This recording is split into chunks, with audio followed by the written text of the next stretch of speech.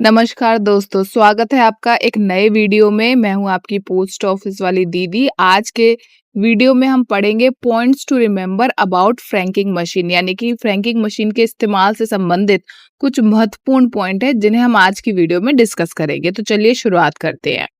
Franking machine licence issued by head of postal division, that is superintendent और senior superintendent, who reserves the right of refusing or cancelling license without assigning any reason। यानी कि franking machine का जो licence है वो कौन देता है? पोस्ट ऑफिस के बड़े अधिकारी जैसे कि सुपरिटेंडेंट या फिर सीनियर सुपरिटेंडेंट। और उनके पास क्या क्या अधिकार होते हैं? तो उनके पास पूरा पूरा अधिकार होता है कि वो लाइसेंस देने से मना कर सकते हैं या फिर दिया हुआ लाइसेंस कभी भी कैंसिल कर सकते हैं। क्या कारण बताना जरूरी है उन्हें? नहीं, उन्हें कारण भी बताना जरूरी नहीं है, उन्हें रीजन देना जरूरी नहीं है। अगर वो चाहें तो उन्हें ये अधिकार है कि वो लाइसेंस देने से मना कर सकते हैं या कभी भी दिया हुआ लाइसेंस कैंसिल कर सकते हैं बिना कारण बताए। नेक्स्ट पॉइंट की बात करते हैं। Window delivery ticket is for the identification of the लाइसेंसी रिप्रेजेंटेटिव, यानी कि विंडो डिलीवरी टिकट जो होती है वो एक पहचान पत्र, एक आईडी प्रूफ जैसी होती है जिससे पता चलता है कि सही व्यक्ति पोस्ट ऑफिस में काम के लिए आया है। ठीक है, इसका काम क्या होता है कि पोस्ट ऑफिस वाले इस टिकट को देखकर पहचान लेते हैं कि ये व्यक्ति उसी कंपनी, उसी लाइसेंस धारक का प्रतिनिधि है, रिप्रेजेंटेटिव है। नेक्स्ट पॉइंट देखते हैं। The franking machine must be obtain by the licensee only from the firm authorised by the director general of post and before being brought into use must be shown to the post office. इसका मतलब है franking machine कहाँ से खरीदनी है। Licence लेने वाला जो व्यक्ति है ना, लाइसेंसी, वो मशीन कहीं से भी नहीं खरीद सकता। उसे हमेशा सिर्फ उसी कंपनी या फर्म से मशीन खरीदनी है जिसे डायरेक्टरेट जनरल ऑफ पोस्ट यानी कि जो डीजी सर है उन्होंने ऑथराइज किया है, मंजूरी दी है। ठीक है, चलते हैं नेक्स्ट पॉइंट की तरफ। The director general will not accept any responsibility for any damage done to or repairs required by the franking machine. इसका मतलब है अगर फ्रैंकिंग मशीन में कोई खराबी आ जाए, मशीन टूट जाए या रिपेयर की जरूरत पड़े, उसमें खर्चा हो, तो इसके लिए पोस्ट ऑफिस या फिर director general of post DG sir जिम्मेदार नहीं होंगे। ठीक है, तो फिर सारी की सारी जिम्मेदारी किसकी होगी? मशीन के मालिक की, यानी कि लाइसेंसी की। ठीक है, any arrangements for the maintenance of the machine must be made between the licensee and the firm supplying the machine, यानी कि फ्रैंकिंग मशीन की जो सर्विस है, जो रिपेयर है, मेंटेनेंस है, इन सब की व्यवस्था कौन करेगा? लाइसेंसी यानी कि मशीन लेने वाला और मशीन बेचने वाली कंपनी, फर्म। ठीक है, पोस्ट ऑफिस इसमें शामिल नहीं होगा। मशीन की देखभाल, रिपेयर का पूरा इंतजाम लाइसेंसी और मशीन देने वाली कंपनी के बीच ही होगा। पोस्ट ऑफिस का इसमें कोई भी रोल नहीं है, बीच में इसका पोस्ट ऑफिस का कोई भी लेना देना नहीं है। अब बढ़ते हैं नेक्स्ट पॉइंट की तरफ। Each machine will be sealed by the supplier before being delivered and the post office will affix a lead seal at the bottom। Means जब फ्रैंकिंग मशीन आपको दी जाती है तो सबसे पहले मशीन सप्लायर जो कंपनी है मशीन को सील करके देती है। ठीक है, ताकि कोई छेड़छाड़ ना हो। और उसके बाद पोस्ट ऑफिस है वो भी मशीन के नीचे एक लीड सील यानी शीशे की सील लगाकर देता है सरकारी सुरक्षा के लिए। ठीक है, ऐसा इसलिए किया जाता है ताकि मशीन के अंदर कोई भी बदलाव, कोई भी छेड़छाड़ ना करी जा सके। सेम चीज को डायग्राम से भी समझेंगे। जैसा कि डायग्राम में दिख रहा है कि फ्रैंकिंग मशीन को जब सप्लायर ने पहुंचाया तो उसने क्या किया? सील करके मशीन को दिया। ठीक है, उसके बाद लीड की सील लगाई गई बॉटम में पोस्ट ऑफिस के द्वारा। ठीक है, मशीन पहले कंपनी द्वारा सील करी गई और फिर पोस्ट ऑफिस ने भी नीचे अपनी सुरक्षा सील लगाई ताकि मशीन सुरक्षित रहे, कोई भी उसके साथ छेड़छाड़ ना करे। नेक्स्ट पॉइंट है the seal must not be broken or handled in any way by the licensee. जो सील है ना मशीन पर लगी हुई, उसे तोड़ना नहीं है, उसे छेड़ना नहीं है, उसे हटाना नहीं है। ये काम लाइसेंसी यानी मशीन का मालिक नहीं कर सकता। और अगर सील टूटी हुई पाई गई या उससे के साथ छेड़छाड़ करी गई होगी तो माना जाएगा कि ये नियमों का उल्लंघन है।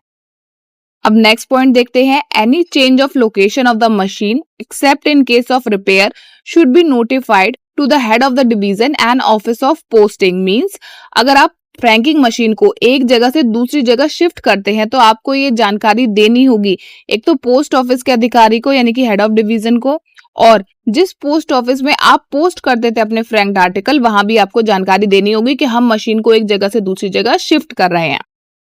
लेकिन इसमें एक छूट है, एक एक्सेप्शन केस है। अगर मशीन सिर्फ रिपेयर यानी कि ठीक करवाने के लिए ले जा रहे हैं तो इसकी सूचना देने की आपको जरूरत नहीं है, ठीक है। नेक्स्ट बात करते हैं अगले पॉइंट की। The licensee must at all reasonable times allow an authorized officer of the department to inspect the machine without notice। Means licensee यानी कि जो मशीन का मालिक है उसे पोस्ट ऑफिस के अधिकृत अधिकारी को यानी कि जो ऑथराइज्ड ऑफिसर है उसे मशीन चेक करने देना होगा। कब चेक कर सकते हैं? किसी भी उचित समय, किसी भी रीजनेबल टाइम कर सकते हैं। और क्या पहले से बता के आना जरूरी है? नहीं, वो जो अधिकारी है वो बिना किसी नोटिस के, बिना बताए कभी भी इंस्पेक्शन करने आ सकता है। नेक्स्ट पॉइंट है the total value of a frank impression should be written in red ink. Means जब आप फ्रैंकिंग मशीन से डाक पर इंप्रेशन बनाते हैं, छाप लगाते हैं, तो उसका कुल मूल्य जो है, जो टोटल अमाउंट है, अंकों में लिखना है। जैसे होता है ना डिजिट 1 2 3 4, इस तरह से अंकों में लिखना है, शब्दों में नहीं।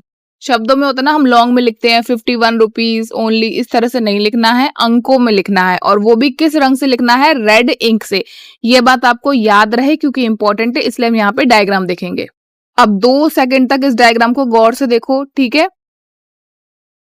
ओके, अब यहां से हमने सीखा और याद कर लिया बहुत इजी तरीके से कि फ्रैंकिंग की कुल राशि हमेशा अंकों में लिखनी है। जैसे माधुरी दीक्षित गाना गाती है ना, 1 2 3, और लाल स्याही से लिखनी है, जैसे माधुरी दीक्षित ने इस गाने में रेड कलर की ड्रेस पहनी है। नेक्स्ट पॉइंट की बात करते हैं। Articles bearing franking impression of previous or later dates will not be accepted. यानी कि जो तारीख है फ्रैंकिंग मशीन से डाक पर जो छपती है ना, वो आज की सही तारीख होनी चाहिए। अगर पुरानी तारीख, प्रीवियस डेट लगी हुई है फ्रैंक आर्टिकल्स पे, तो क्या होगा? पोस्ट ऑफिस उस डाक को एक्सेप्ट नहीं करेगा, स्वीकार नहीं करेगा, ठीक है। तो फ्रैंक किए गए आर्टिकल पे हमेशा सही तारीख होनी चाहिए, आज की तारीख। मतलब जिस दिन आप उन आर्टिकल को पोस्ट करने जा रहे हो उस दिन की तारीख होनी चाहिए। पुरानी तारीख वाली जो डाक है वो पोस्ट ऑफिस नहीं लेता है। नेक्स्ट पॉइंट है articles franked by machine must be presented at the post office specified in the licence for dispatch on the day on which the frank is dated. इसका मतलब है कि फ्रैंकिंग मशीन में जो आर्टिकल्स आपने तैयार करे हैं उसे उसी पोस्ट ऑफिस में देना है जो कि लाइसेंस में मेंशन है कि यहाँ पे आप अपने फ्रैंक्ड आर्टिकल पोस्ट कर सकते हैं, ठीक है। और उसी दिन देना है जिस दिन की तारीख फ्रैंकिंग में लगी हुई है।